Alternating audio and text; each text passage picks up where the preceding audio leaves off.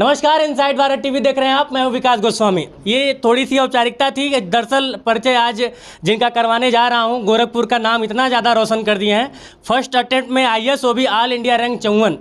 Gorakhpur second attempt था, लेकिन फिर भी बहुत बड़ी बात है 23 साल की उम्र में 54वां रैंक। और मैं आपको बता दूँ कि मुझे बहुत खुशी हो रही है कि गोरखपुर के माटी के लाल सहजनवा एक कस्बा पड़ता है गोरखपुर से लगभग 20-25 किलोमीटर के रेंज में।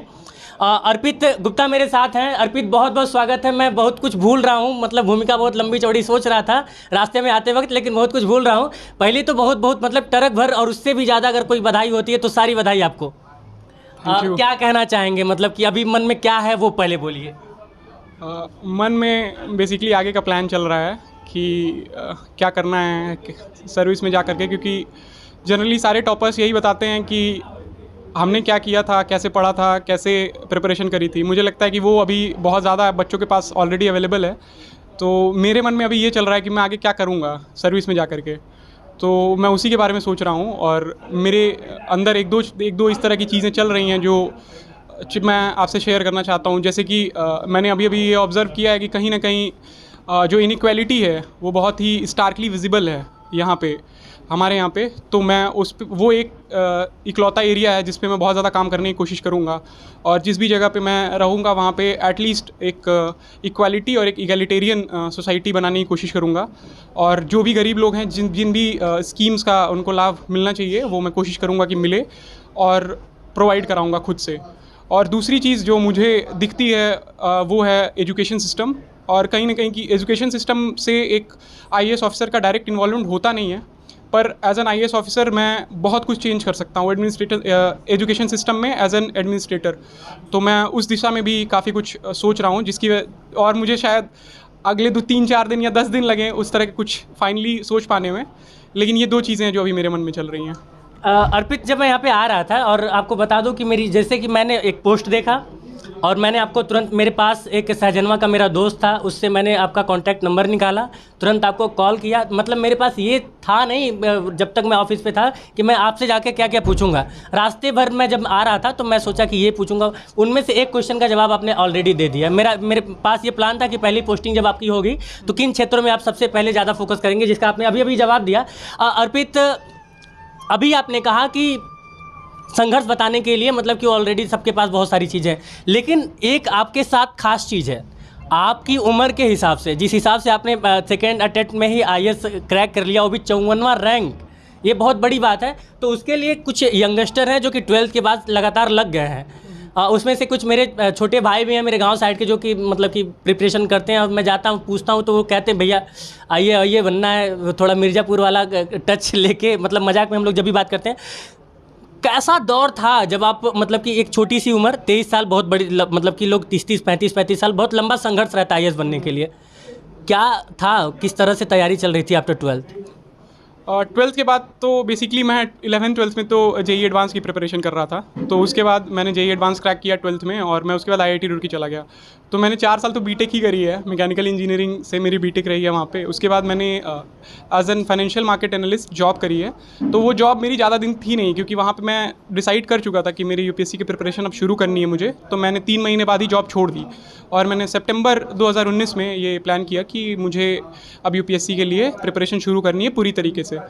तो उसके बाद यही मेन उतार चढ़ाव होते हैं कि क्या करना है, कोचिंग लेना है क्या या फिर नहीं लेना है। मैंने ये डिसाइड किया कि मैं कोचिंग नहीं लूँगा, क्योंकि मुझे लगता है कि कोचिंग एक भेड़ चाल है, जहाँ पे हर कोई जाता है, एक तरह की चीज़ सीखता है, एक तरह की चीज़ एग्ज़ाम में लिख करके आता है, और कहीं ना कहीं उससे कुछ अलग नहीं हो पाता है। मैं ये चाहता हूँ कि इंसान खुद से मेहनत करे, खुद से आगे बढ़े और अपने अंदर एक यूनिक चीज़ ढूंढे जो उसे इस एग्ज़ाम के नज़दीक लेकर जाती है। मैंने ये चीज़ ढूंढने की कोशिश की और मुझे पता चला कि मेरा ऑप्शनल ऐसा है जो शायद मुझे इस एग्ज़ाम के नज़दीक लेकर के जाएगा, और मेरी आंसर राइटिंग ऐसी है जो इस एग्ज़ाम के लिए थोड़ी सूटेबल है। तो इन सब चीज़ों पे मैंने वर्क किया, और मुझे लगता है कि आगे आने वाले यंगस्टर्स को अपनी यूनिकनेस पहचाननी चाहिए, रदर देन आप किसी कोचिंग के पास जा करके उससे सीखते हो कि UPSC के एग्ज़ाम में क्या आता है। आपके पास न्यूमरस टॉपर्स के मटीरियल्स हैं जो कि यूट्यूब पे पड़े हुए हैं। मैं खुद अभी अपनी एक आईडी बनाऊंगा या टेलीग्राम पे या फिर कहीं पे भी, और गूगल पे मैं चीज़ें डाल दूंगा जो भी मेरे पास मटेरियल है पढ़ने का। लेकिन मैं चाहता हूँ कि इन मटेरियल को आप पढ़ाई के लिए यूज़ करिए, पर उससे एक अपना मटेरियल बनाइए और ख़ुद से पढ़िए। किसी कोचिंग का नोट्स फॉलो करने से आईएएस बनना थोड़ा मुश्किल होता है, और अगर आप यूनिकनेस अपनी अंदर ज़िंदा रखेंगे तो जल्दी बन जाएंगे। और मुझे लगता है कि ये एक चीज़ है जो मेरे लिए वर्क की है। एक बहुत ही महत्वपूर्ण सवाल, चूँकि आप टोटल मतलब कि दनादन सिर्फ काम की बात कर रहे हैं, मतलब कि मैं वो जो सेलिब्रेशन होता है वो अंदर एक होगा, सबसे ज़्यादा आपके मम्मी पापा भाई बहनों को होगा, लेकिन सेलिब्रेशन से ज़्यादा आप काम की बात कर रहे हैं। तो मैं एक सवाल ये करना चाहता हूँ, बहुत ही महत्वपूर्ण सवाल है अर्पित।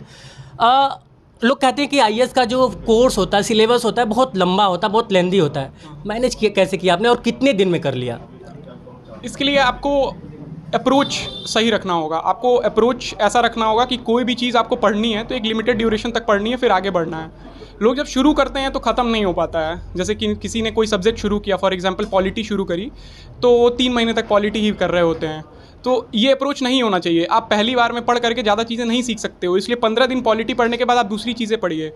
पहले 6 महीने जो है वो ज़रूरी है कि आप सारी चीज़ों को पढ़ करके समझिए कि सिलेबस में है क्या। उसके बाद आप आगे की जो भी आपकी रणनीति है, आगे का आपका जो भी स्ट्रैटेजी है वो बनाइए। सबसे ज़्यादा इंपॉर्टेंट यहाँ पे यही मैटर करता है कि पहले आपको सिलेबस को जानना है, समझना है, सिलेबस को पढ़ना है, सिलेबस में क्या वर्ड्स लिखे हुए हैं। अगर आप क्वेश्चंस देखेंगे तो जो सिलेबस के वर्ड्स हैं उसी तरह के क्वेश्चंस आते हैं, लेकिन हम ये आइडेंटिफाई नहीं कर पाते हैं क्योंकि कोचिंग हमें जो नोट्स लिखवा रहा होता है वो उस तरह से नहीं लिखवा रहा होता है। ये हमें आइडेंटिफाई करने की ज़रूरत है कि सिलेबस में क्या लिखा है, सिलेबस के हर वर्ड से किस तरह के क्वेश्चंस आ सकते हैं या पहले कैसे आए हैं, उस तरह से हमको अपने नोट्स बनाने हैं। और जल्दी मतलब हमें एक कंप्लीशन देने की कोशिश नहीं करनी है। हमें किसी भी चीज़ को पूर्णतः, ज़रूरी नहीं है पूर्णतः करना, हमें आगे बढ़ने की ज़रूरत है कि हम 6 महीने, साल भर, जितना भी टाइम है उसमें अपना सिलेबस कंप्लीट करें। रिवीजन उसके बाद होते रहेगा, और ऐसा नहीं है कि कोई भी चीज़ अगर हमने 3 महीने पढ़ ली तो हमेशा याद रहेगी।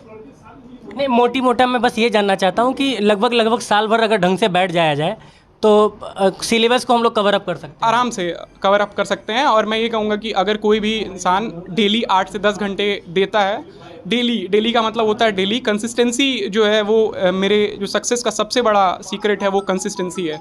मैं एक दिन बर्बाद नहीं कर सकता हूँ किसी की शादी में जाने के लिए, कहीं भी जाने के लिए। मैं ये कहूँगा कि 365 दिन 8 घंटे से 10 घंटे अगर आप बैठते हैं, 365 नहीं तो चलिए 360 दिन बैठ जाइए, लेकिन अगर आप 365 दिन भी बैठते हैं तो आप ये सिलेबस कंप्लीट। आप ये कहना चाहते हैं शादी में या फिर पार्टी में नहीं जाना है? आप जा सकते हैं, बिल्कुल एंजॉय कर सकते हैं, बट वो उन 8-10 घंटों में से नहीं होना चाहिए जिन 8-10 घंटों में आपको पढ़ना है।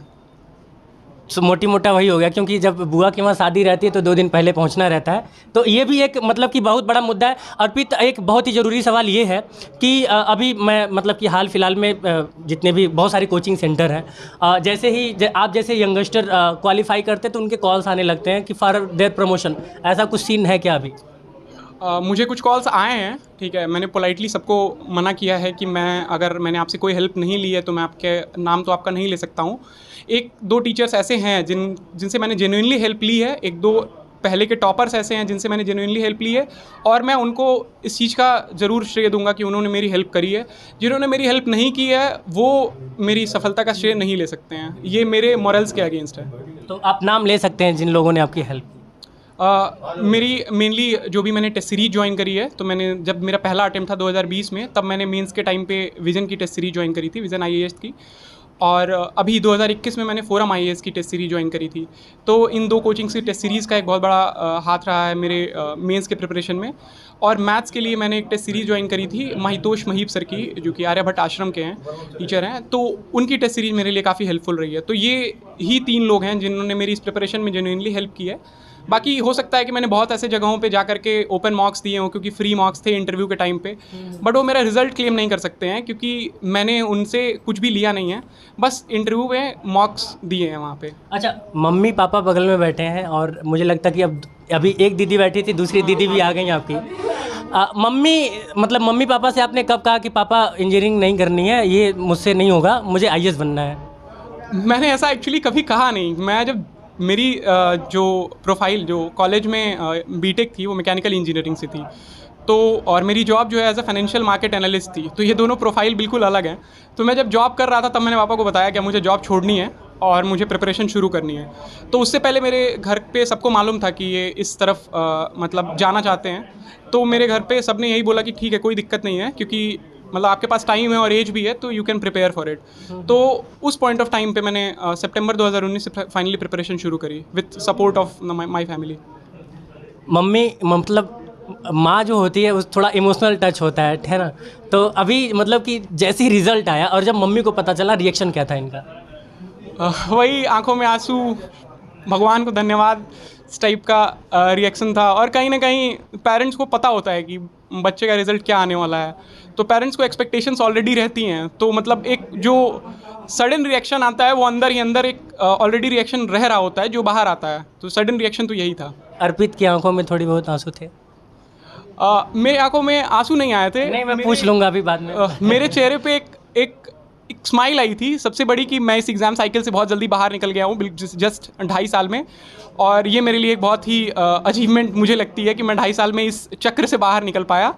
और दूसरी चीज़ ये कि मुझे इस चीज़ का बहुत ज़्यादा खुशी थी इस चीज़ की कि मैं फाइनली 5 जून को अगला प्रीलिम्स नहीं दे रहा हूँ।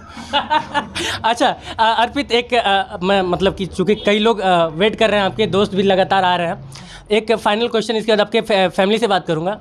कॉन्फिडेंस लेवल को लेकर, चूँकि अभी जब रिज़ल्ट नहीं निकला था उससे पहले क्या था और रिज़ल्ट के बाद जैसे कि हो गया, हाँ अर्पित अब IAS बन गया है, तो कॉन्फिडेंस लेवल को लेके आप क्या कहेंगे? कॉन्फिडेंस किस तरह का, मतलब एटीट्यूड एक चेंज तो होता है।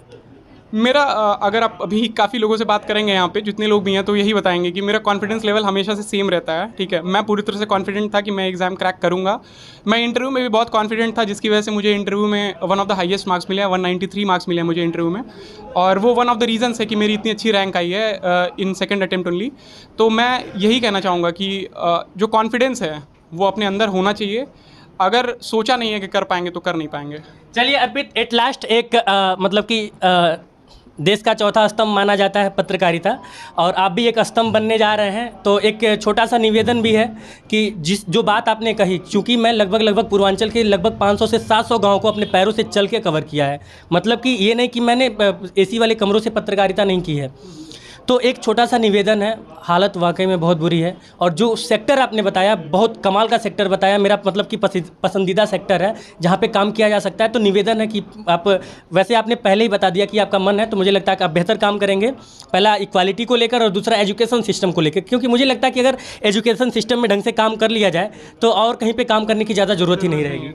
मैं आपसे उम्मीद रखता हूँ। मैंने पहली लाइन में ये नहीं बताया कि मैंने कैसे प्रिपरेशन करी थी, मैंने ये बताया है कि मुझे क्या करना है। इससे शायद आपको बिल्कुल हो जाता है कि मेरे मन में ये चल रहा है कि मुझे करना क्या है आगे जा करके, क्योंकि एग्ज़ाम निकालना एक स्टेज है, ये एंड नहीं है मेरी लाइफ का। मेरी लाइफ का एक स्टेज है जहाँ पे अब मुझे वो पोस्ट दी जाने वाली है, जहाँ पे मैं बैठ के लोगों की ज़िंदगी चेंज करने की कोशिश कर सकता हूँ। तो मुझे लगता है कि वो मेरे लिए ज़्यादा मैटर करता है कि अब मैं एक ऐसी पोजीशन होल्ड करने जा रहा हूँ अगले 1 से 1.5 साल में, उस सीट पे बैठूंगा जहाँ से मैं लोगों की लाइफ में एक चेंज ला सकता हूँ और लोगों को एक ऐसी जगह पे पहुँचाने की कोशिश कर सकता हूँ जिस जगह पे शायद वो अभी नहीं है, एक निचले स्तर के लोगों को। इनसाइड भारत TV से बातचीत करने के लिए बहुत बहुत शुक्रिया। अब मैं आपकी फैमिली से बात करूँगा।